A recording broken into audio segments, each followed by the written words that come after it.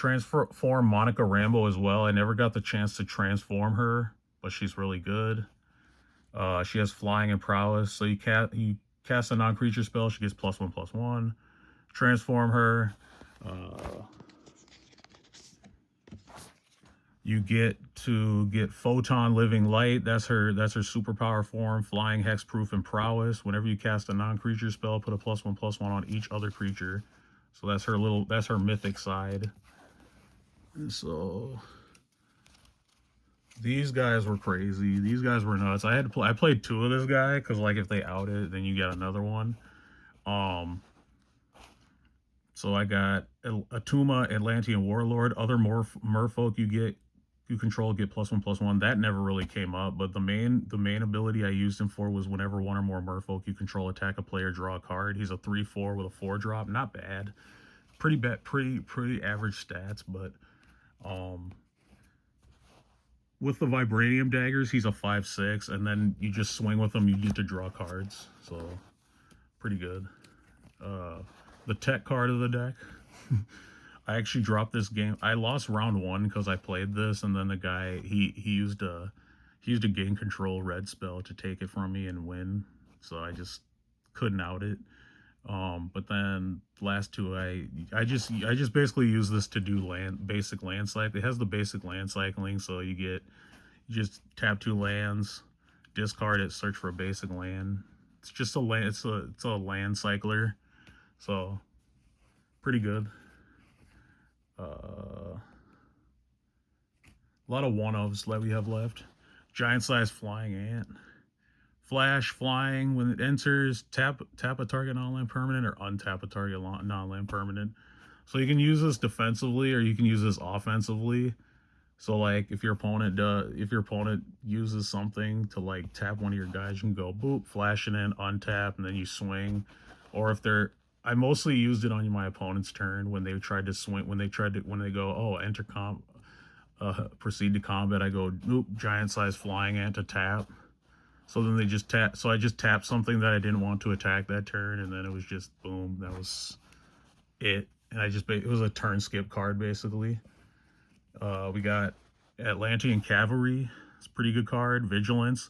The fact that I could draw so much, I got to use this card's ability. So whenever I draw my second card each turn, put a +1/+1 on this.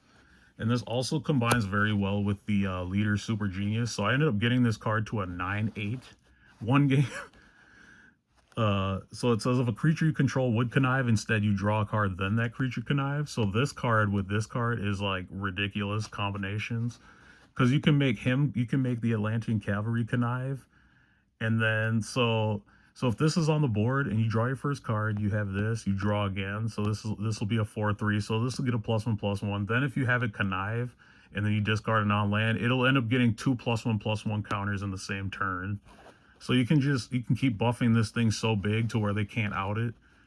So obviously in the pre-release, it's really stupid to have just like a gigantic 9/8 creature swinging at somebody. And then I just combined it with how I beat the one guy in round 2. I just went flying ant. I just go drop flying ant, tap your dude, and I swing for Atlantean Cavalry. And he has vigilance too, so he doesn't tap. So he's just a big creature and a big blocker at the same time. So he's just too big. So Leader Super Genius was definitely clutch because every turn I just go proceed to, at the beginning of combat. I just target one of my creatures. I get to draw 2. Basically, I get to draw 2 cards. And then discard a card. And if I discard something that's not a land, I get to put a +1/+1 on something. So it's absolutely ridiculous. This card was insane. This was kind of overkill, but like I get flying and vigilance when I cast a non-creature spell. I get to choose one. Vision gets double strike, or he gets indestructible, or I draw. Just more draw power for the deck, and it's an artifact. I can use any colors to get it out. This card was kind of booty. I didn't really use it too much, but it kept me in the game in the 3rd game. It put me to 22 life. Didn't really make much of a difference. I mean, I honestly could have put something else in. It wouldn't have changed much. This card was okay. Didn't do much. Kind of bricky. So, I mean, I probably would have been better off having another land or something, but whatever.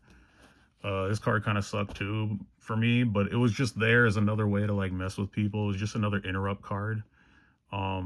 People, I mean, it was just another interrupt card basically. It's whenever a player casts a spell, they target Speedball.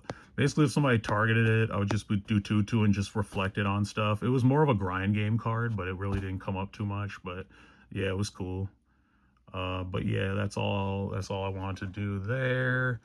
And I'm signing out.